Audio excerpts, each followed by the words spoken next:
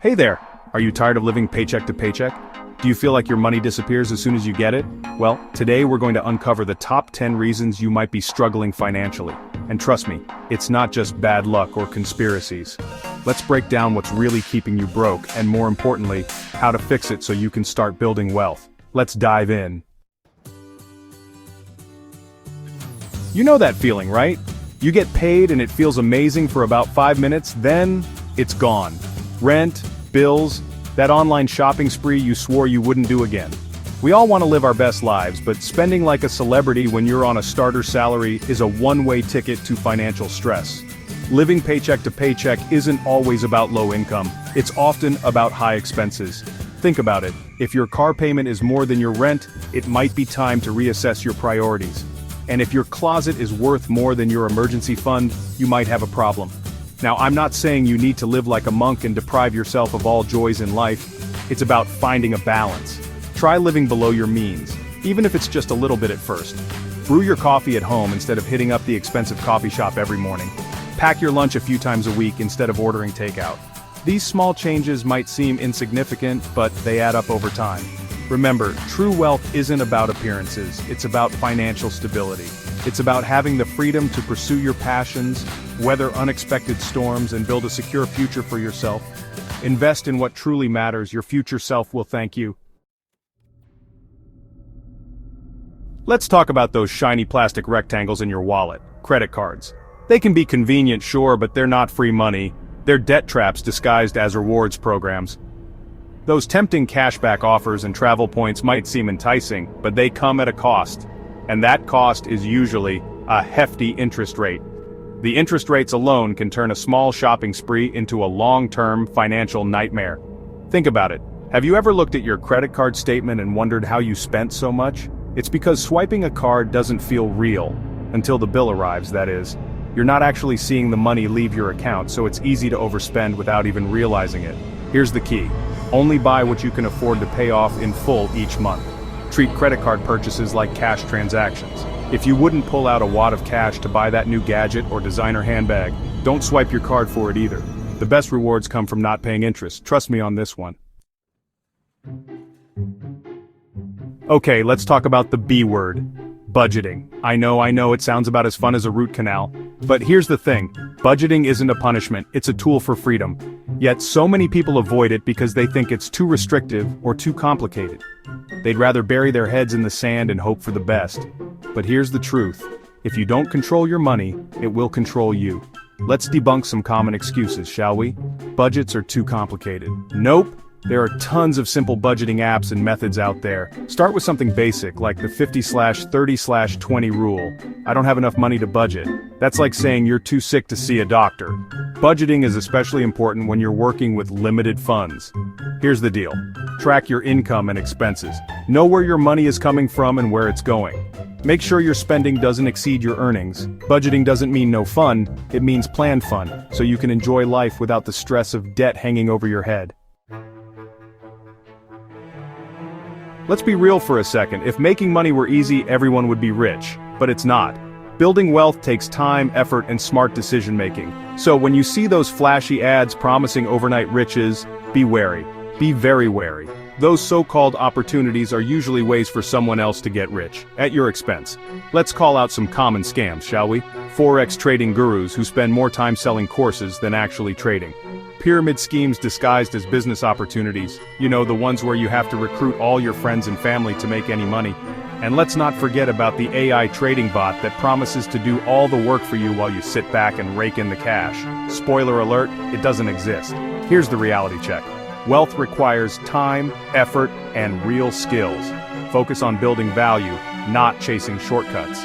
Invest in yourself, learn a marketable skill, start a legitimate business.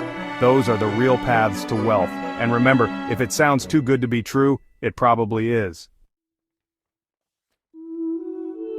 I get it, thinking about retirement when you're barely making rent can seem daunting. But here's the thing, don't leave financial decisions to future you. Future you is already dealing with enough. Bad diet choices, lack of exercise, and now you want to throw financial irresponsibility into the mix? Not fair. Here's a simple example. Delaying retirement savings can lead to financial struggles later in life. The magic of compound interest works best when you start early. The earlier you start, the less effort it takes to build a sizable nest egg. It's like planting a tree. The best time to plant a tree was 20 years ago, but the second best time is today. You don't need to start with a huge investment. Start small. Even saving $50 a month is better than nothing. Set up automatic investments so you don't even have to think about it. Compound interest can be your best friend, or your worst enemy, depending on how you use it. You work hard, you get a raise, and you deserve to enjoy the fruits of your labor, right? Absolutely. But here's where things can go wrong. Lifestyle inflation. This is when your income increases, and your expenses magically increase right along with it. You get a bigger paycheck, so you upgrade your apartment, buy a fancier car, and start eating out more often. Suddenly, you're back to square one, living paycheck to paycheck, just with fancier stuff. Here's the fix. When you get a raise, pretend you didn't. Okay, maybe not entirely, but you get the idea. Instead of letting that extra money disappear into upgraded expenses, save it or invest it. Remember, the goal is to increase your wealth, not just your lifestyle. A bigger house and a fancier car won't keep you warm at night if you're stressed about money. Financial security? That's the real upgrade. Chapter 7. Not investing. Let's debunk a common misconception. Investing isn't just for the rich, it's for anyone who wants financial security. In fact, not investing is one of the surest ways to stay broke. Why? Because of this little thing called inflation. Inflation is like a sneaky thief that slowly eats away at the value of your money over time. If your money isn't growing at a rate that outpaces inflation, you're actually losing purchasing power. But Graham, you might say, I don't know anything about the stock market, and you know what? That's okay. You don't need to be a Wall Street whiz to start investing. Start with something simple and accessible like index funds or ETFs. These are basically baskets of stocks that track a particular market index, like the S&P 500. Here's the key: consistency. Set up automatic investments and let compound interest do the heavy lifting for you. Remember, time is your greatest asset when it comes to investing. The earlier you start, the more time your money has to grow. Chapter 8. Let's talk about income streams, specifically the importance of having more than one. Relying solely on your 9-to-5 job for income is risky. What happens if you lose your job, your industry takes a hit, or you're simply ready for a change? This is where passive income comes in. Passive income is like having a financial safety net. It's money that you earn without actively trading your time for it. It's like having a second income stream while you sleep. Now, I'm not saying it's easy to create passive income. It takes effort, creativity, and often an upfront investment of time or money. But the rewards can be well worth it. Think about it.